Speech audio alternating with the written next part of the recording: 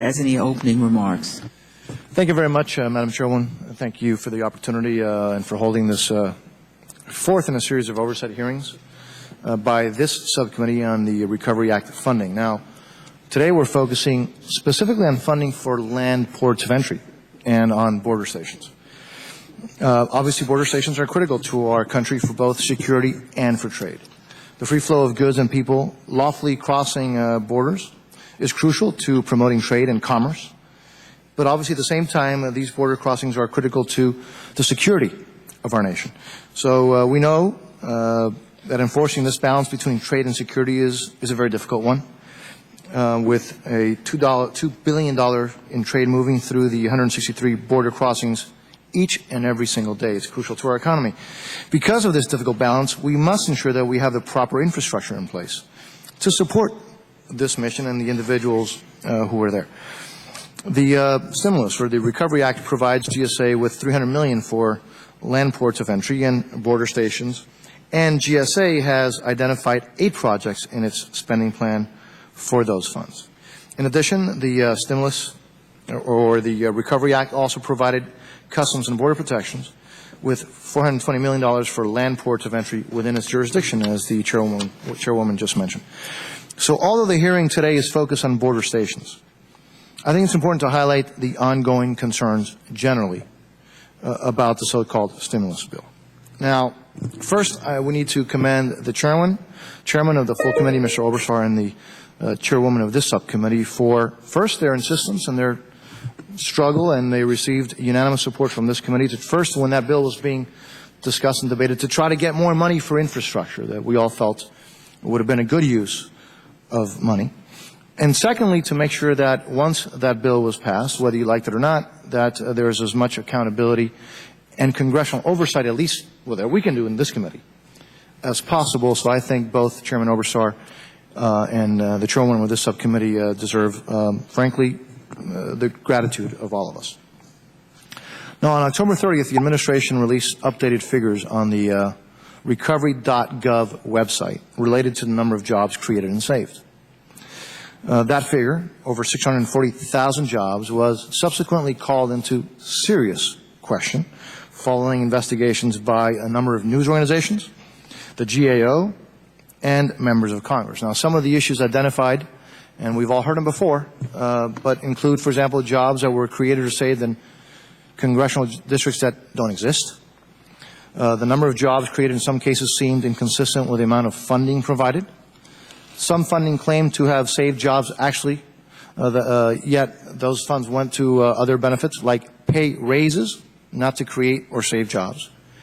Some jobs were supposedly saved that were never in jeopardy. And I could go on and on and on, and there have been extensive reports on, frankly, the scandalous use of some of those funds and some of the reporting of some of those funds. You know, if those things happen in other countries, we don't call it waste. We call it corruption. We call it a lot of things. And because it has been scandalous, as the American people knows. Now, despite the clear inaccuracy of these figures, they remain on the administration's website. So here we know that they're inaccurate. We know they're not true. We know that they're false. Doesn't seem to deter. So they're still on the administration's website. The national unemployment rate is now over 10%. The unemployment rate in Florida is now over 11%. And some states have unemployment rates from 12 to even over 15%. So clearly we know that it hasn't worked, particularly when the benchmark was set by the administration when they specifically said, verbally and in writing, that unemployment, if that bill passed, would not exceed 8%, and that 3.5 million jobs would be created. In fact, we know that after that bill passed, we've lost about an additional 3.5 million jobs. And I mention that because the American people deserve much better. At the very least, they deserve to have an accurate report card of how nearly $1 trillion of their money is actually being spent, is working or not working. You know, in particular, when the website where all these inaccuracies are on cost $18 million of stimulus money. Again, if this happened in other countries, we have words for it. $18 million for a website of stimulus money meant to stimulate the economy and create jobs. And a website that we know now is grossly, at best, inaccurate. And we, as their representatives, should insist on accurate information. I've stated this before. I've stated that since before the passage of the Recovery Act, that the priorities must be on stimulating the economy and creating jobs. Instead of seeing the unemployment rate decrease, we have seen an increase, and now there are obviously real questions as to how many jobs have actually been created by the Recovery Act of those that have been claimed to be created that now we know is not true, is not accurate, is outright false. And as we examine the specific issue of border stations today, there are real questions as to whether the taxpayer, in fact, is getting a good return on investment. While tens of millions of dollars are going to small ports of entry with just 3 to 5 vehicles a day, none of the funds are going to some of the busiest ports like Laredo, Texas, that sees nearly 6,000 travelers in trucks daily. Now, I understand that there may be some legislative impediments, which is, again, if that's the case, just one more reason why the bill, frankly, has demonstrated to be a fiasco.